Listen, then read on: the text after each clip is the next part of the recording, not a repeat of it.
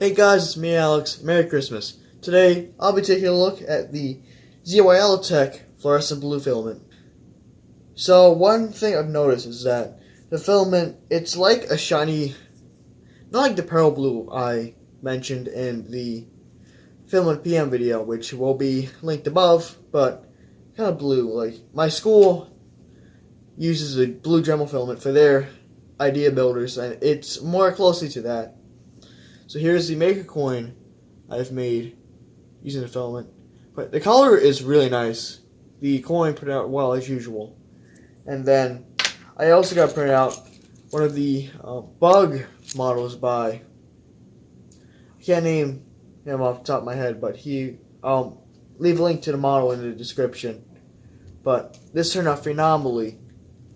And overall, most of the PLAs I've tested out have printed really well on my Cetus, but sadly, I do not have anything else to show because, funny thing is, my printer kind of got clogged. No, it started over extruding and started oozing out. I'll link a picture of what it looked like, but it was really bad. So currently, my printer is out of commission. I've gotten most of the filament off, but it's still making clicking noises, so I gotta fix that.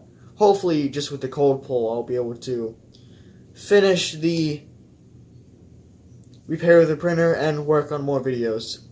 So overall, I really recommend buying this. It's not that expensively priced. It's about $15–20, same as the eSun filament, which again, I'll have a link up here to check it out after. And if you like my content, please hit the subscribe button so you can keep up to date with all my current stuff. Hit the bell icon so you can be notified.